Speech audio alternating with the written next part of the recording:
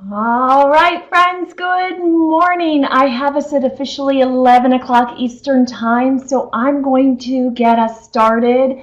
I want to welcome you. Hi, Brett. I want to welcome you to part 3 of our 5-part series around emotional intelligence. I am so delighted to once again be with y'all. I see so many friendly face or names. I guess I can't see your faces, and also some new friends. So thank y'all for carving out the time on this Friday morning to be here today. We're here to talk about interpersonal connection. And we will be recording this should you have any issues with the technology. I also want you to know that with me is my colleague Harris Faneroff, Director of Client Relationships at OKA. He's going to stay behind the scenes, but he'll be helping me answer some of those questions. He's EQI certified, so you may see Harris answering some questions. You may see that I'm answering some of those out loud. We're going to do a combination of the two.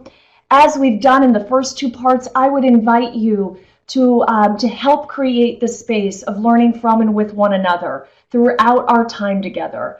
I'm going to be providing you some content, some things to chew on, and I'm most hopeful in that chat pod you'll be sharing some of your ideas, some of your thoughts, so we can learn from you as well. I will hold off on an official Q&A towards the end of our time together, but that doesn't mean your questions or comments aren't important as we make our way through. And so either jot those down or put those in the chat pod. Harris will be watching for those as we go along. And then please share your thoughts and your answers should anything surface that you'd like to address. Let's go ahead and jump into it. We're here to talk about interpersonal connection, and we're going to do so through the lens of the EQI. The EQI is an assessment that was developed to capture and to quantify connection and engagement in these 16 different elements of social emotional functioning you see on the screen. It is through this quantification that we're able to better understand what it looks and sounds and feels like when we show up and engage with the world around us. Today, we're going to dive into this model behind the tool and take a closer look at this interpersonal composite. This entire composite is such an others-focused composite. Each of the subskills you see here really lean into our ability to put our energy, our focus, our direction, our attention into the other space. Because I believe growth work needs to be narrowed and focused. I'm going to lean us in just that much more as I have been in the previous webinars. And we're going to go to the individual element level, looking at the element of interpersonal relationships. Interpersonal relationships is defined as our ability, our tendency to work towards building and maintaining mutually satisfying relationships. Now, I want to pause right here to boldly call something out. I want you not to think that interpersonal relationships is synonymous with friendship. It can be a friendship, but it need not be a friendship. I hear every now and again, sometimes more than not. I hear from folks with whom I work, Jen, I don't come to work to make friends. All right, fair enough. I'm not actually saying you have to form a friendship. I'm actually not saying you need to go grab a beer with Bob in order to have an interpersonal relationship. An interpersonal relationship is a connection with another built on trust and compassion that leads to productivity and even profit in the workplace and the well-being of people. And so we're here to talk about some building blocks to to interpersonal connection. I'm going to offer you some quick hits, throw some things out there, many of which you've already heard before at some point in your life. I'm sure of that. And even though that's true, they're worth repeating.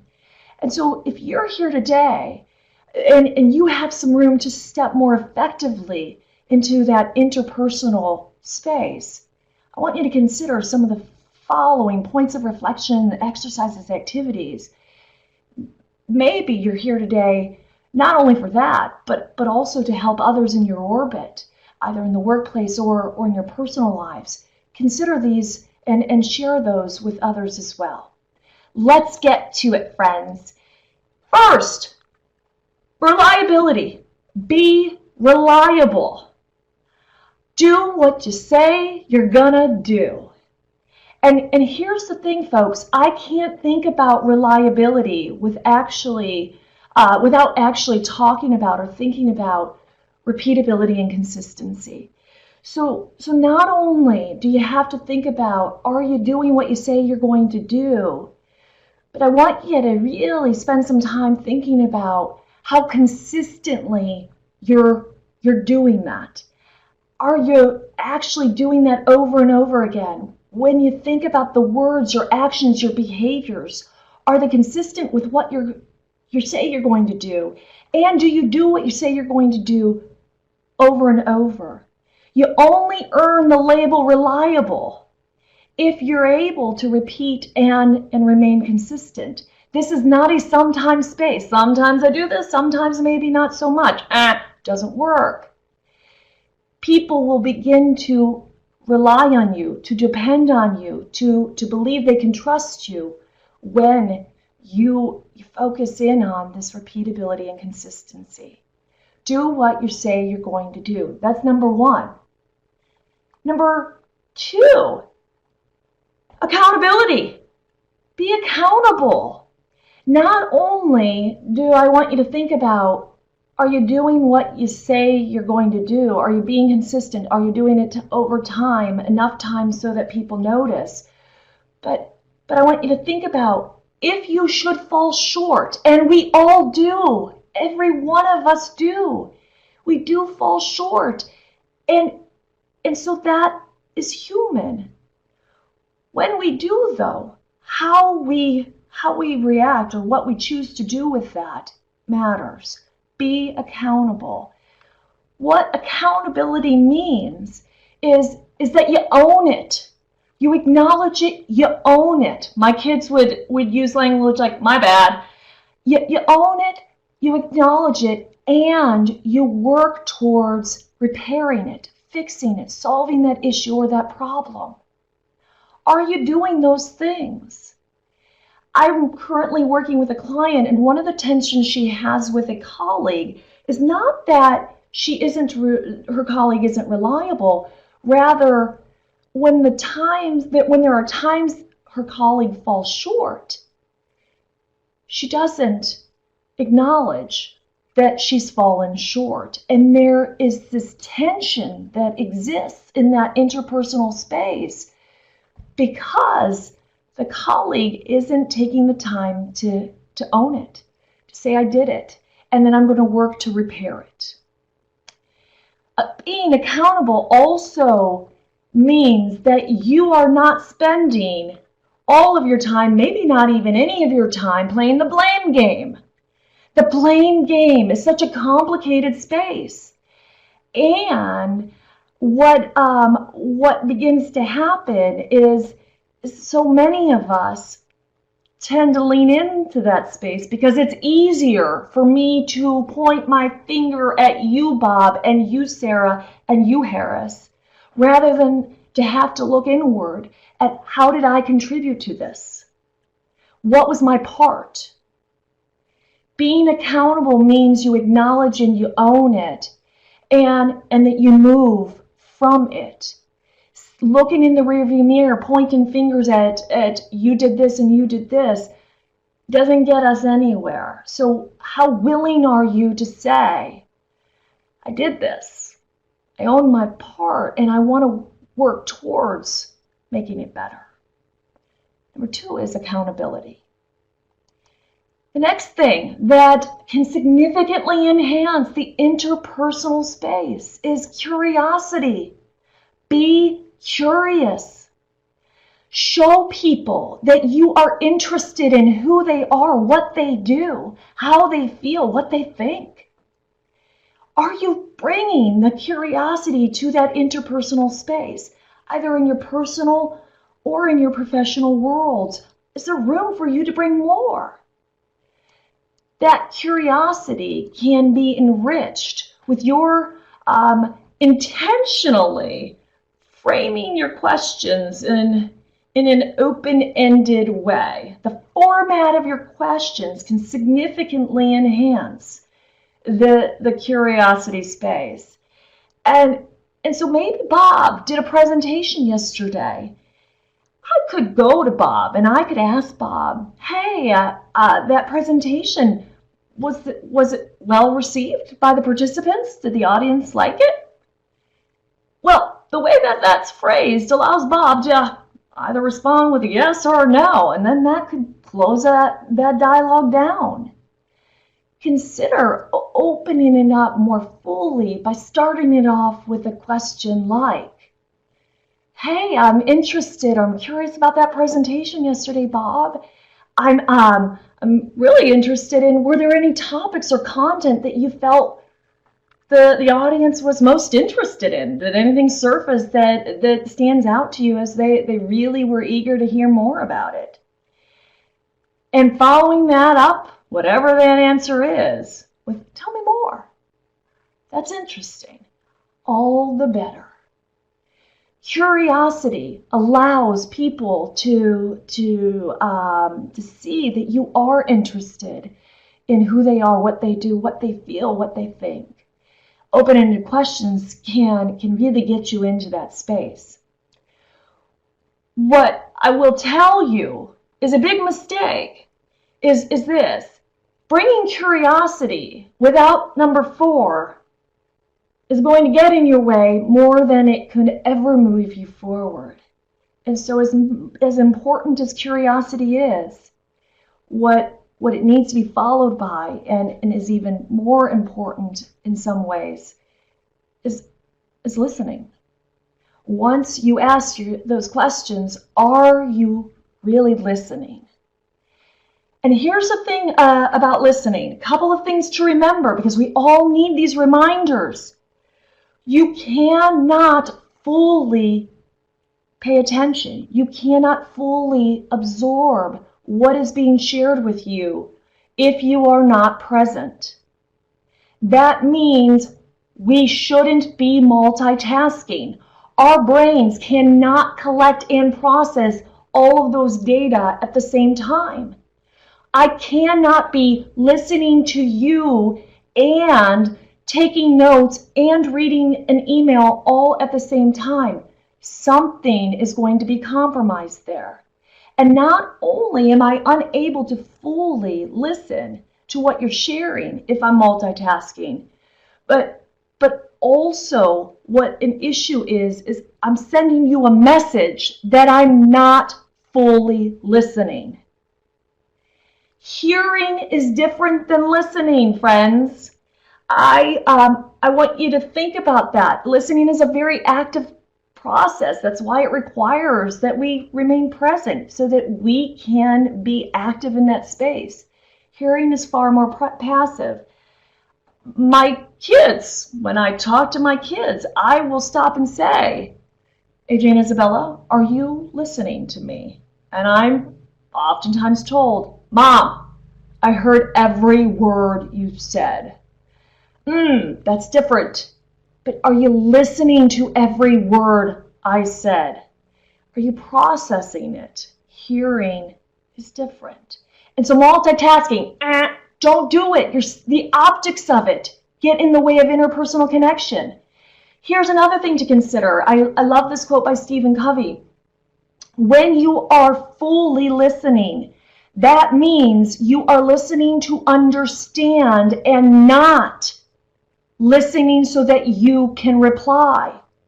How many of us are listening and at the same time thinking, I've had that happen to me before. I need to hold on to that. I need to hold on because I'm going to share with her that I've had this same thing happen.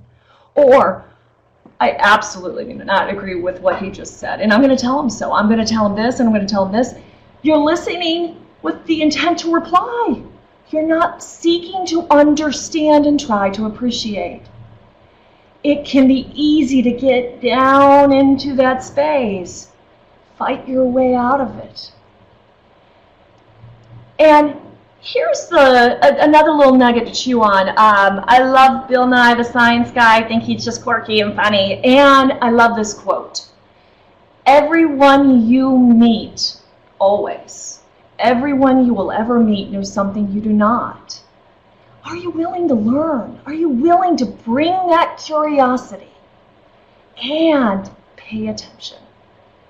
When you do, I promise you, those interpersonal connections are enriched.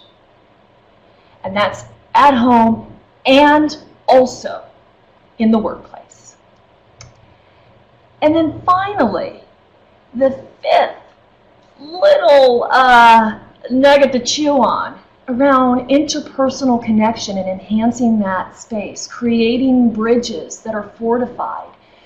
One of the building blocks for doing that is sharing, creating a space of disclosure, transparency, and visibility, sharing your ideas, your perspectives, your beliefs, your feelings, what you think. The more that you share, the quality and the quantity of what you share has everything to do with the quality of an interpersonal relationship, period. And that has everything to do with when you share, when you create a space of disclosure and transparency, you're able to get in front of some of the noise that can start to surface in that area. Misunderstanding, misinterpretation, those things are real, and those can be reduced if I'm actually sharing about myself, sharing my opinions, my thoughts, my beliefs, sharing a little bit about who I am.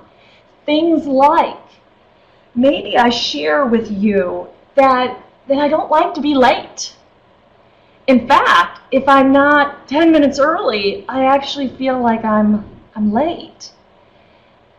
And so now that you know that about me, the next time you see me, the first person in my seat for the staff meeting, maybe look at that through a different lens. Instead of coming up with any number of interpretations of why is she always here, now you know.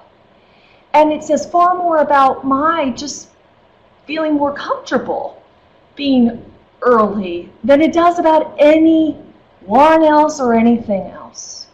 Maybe I share with you that I know I have a habit when I get excited or I find something really interesting, I start to twirl my pen.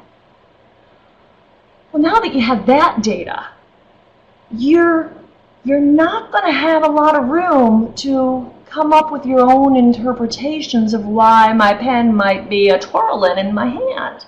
Is she annoyed? Is she bored? Is she agitated? Nope.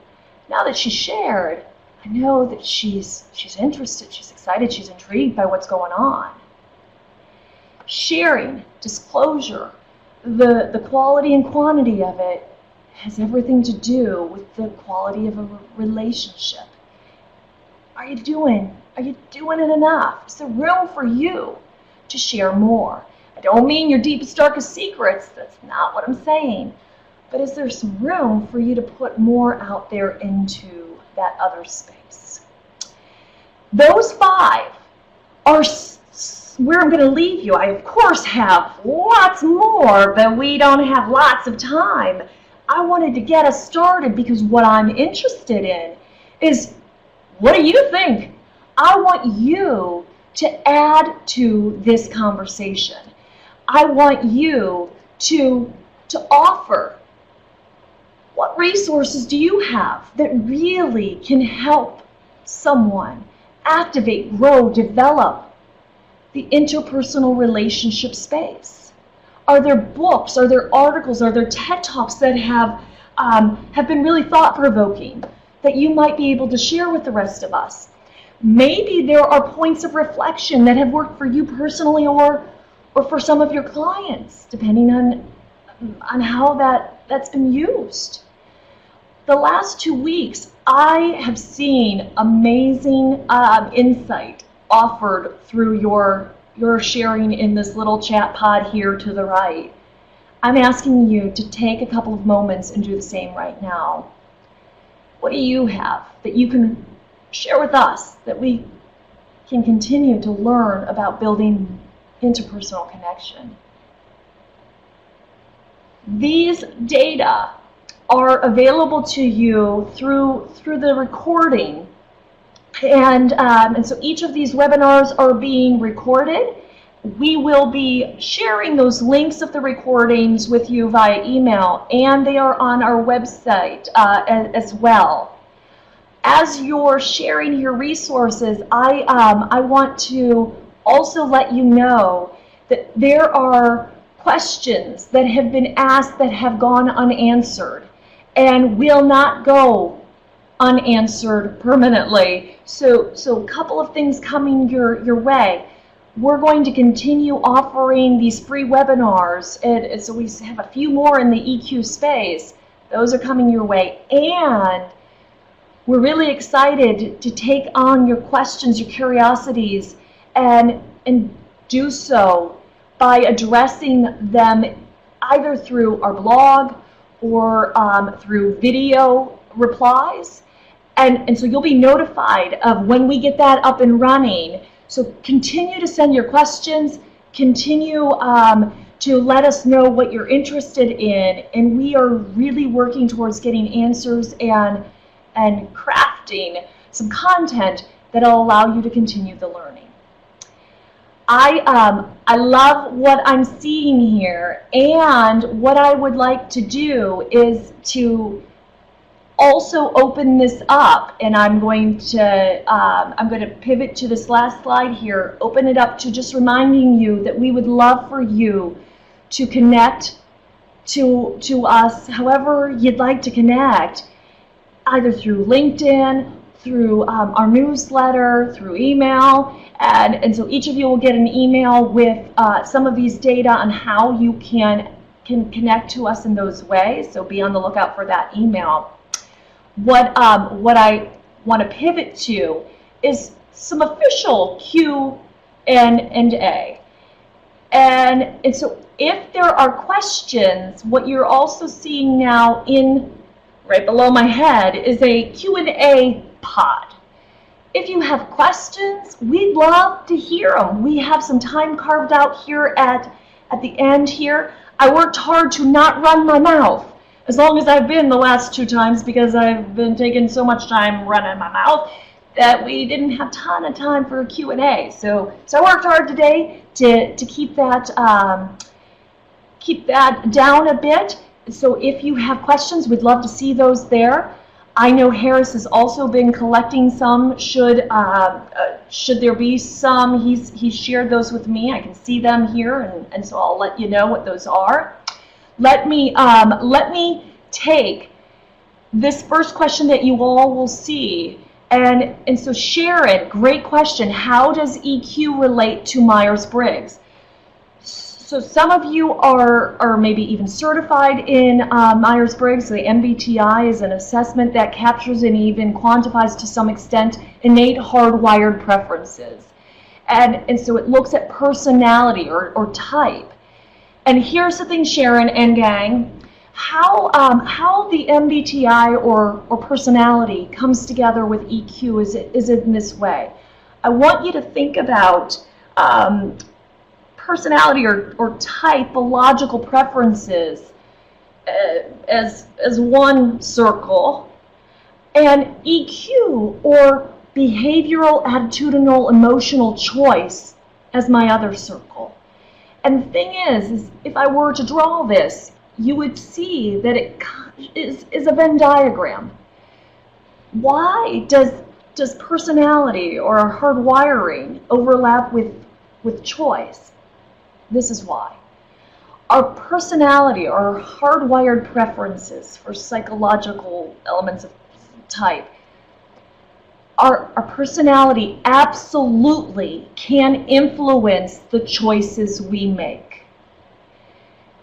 I am an introvert or I am an extrovert, and that can influence the way in which I come to the interpersonal connection space. That's why there's the overlap. But here's the thing. Even though our hardwiring, even though that can influence the choices we make, it should never be used as an excuse for the choices we make. And so when we talk about the MBTI, we're talking about hardwired innate preferences. When we talk about EQ, we're talking about choices we make that are not static. They come together because our hardwiring oftentimes influence the choices we make, but should never be used as an excuse for the choices we make. That's a great question, Sharon. Let me see here. Jonathan, how do you suggest navigating between being accountable and being overly accountable? Absolutely a tough space, Jonathan. And so when I think of accountability, it means I own it, I acknowledge it, and then I move away from it. I work towards fixing what I have perhaps done.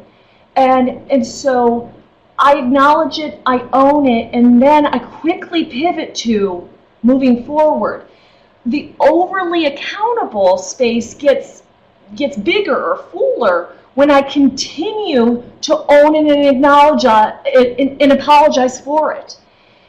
We should only be looking so much in that rearview mirror before we pivot to how I'm moving forward. And so being accountable does not mean I have to over and over and over say, I'm sorry, I did this, I shouldn't have done this. Rather, are you owning it? Are you willing to move away from it? That's where I think most of us get caught up. We continue to look in the rearview mirror, which gets to being overly accountable, and that it actually can get in your way more than it can help you when you live in that space. Let me see, and I have lots of other questions here, and I know I have only a couple of minutes with y'all all that we had carved out. Just as the last few, I will spend some extra time if you have the time to stay on. I can't get through every one of these questions that I'm seeing here that Harris has sent my way and that you're seeing in the Q&A box. I'm sorry, but remember, even if I don't address them while we're here live, they will be addressed going forward. Be on the lookout for video blogs that will address those, or written posts that will address your questions. Let me take this. Let me take some extra questions here. How do you decide what to share and with whom to share it? Is one of the questions that's there, and that's, I think, a really great question. Sharing and disclosure is important, but being able to understand what you share and with whom you share it is also a critical part of building relationships. When we share too much, when we share too intimately, too familiar, when we're too familiar with people, that can be just as risky as not sharing enough. And so when it's reasonable, when it's appropriate, is there room for you to share some more? I think that question is more difficult to answer without a very specific space in which you think. Let me give you an example. A leader of a team, there are going to be times when, it is inappropriate or unreasonable for a leader to share some of what they're feeling or some of what they're thinking. It would be unprofessional for them to do so. Something like, oh my gosh, I'm so scared. I don't know how we're going to get through next quarter. We're really, really down, and oh, I'm so scared.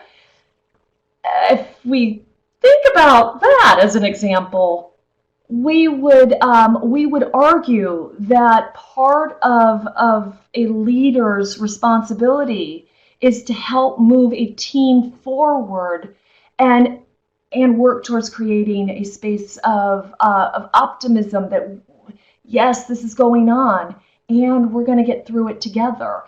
And so I think the with whom and the what you share matters when you look at what is your role and what is your connection to people. That has to be considered. And that's a tough one to answer really succinctly. I'm sorry, but it's a great question, though. And so maybe we're going to take that on more fully. Let me say, what do you propose on how to work with a person who is unreliable? It's a really great question as well. So reliability, remember, is about doing what you say that you're going to do. And that means you think about repeatability and consistency. How do you work with someone who's unreliable? The question I would ask you back is, have you talked to that person about the times when they didn't do what they said they were going to do? How often are you having those conversations? Too many of us just cross our fingers and toes hoping that someone will one day do what they say they're going to do. Well, are you actually entering into what we might consider a difficult conversation? Are you actually willing to give someone some feedback? Hey, I want to talk about what happened yesterday, and then create a dialogue where we talk about how you didn't do what you were supposed to do and how that made me feel. What did that person do? What was the impact of that, and how do we move forward? It's very important in that space. So how do you work with someone who's unreliable? The first thing I think about is, how often have you talked about the things that they've said they would do that they haven't done? That's where it needs to start. All right, let me actually. How do you build interpersonal relationships in a virtual world?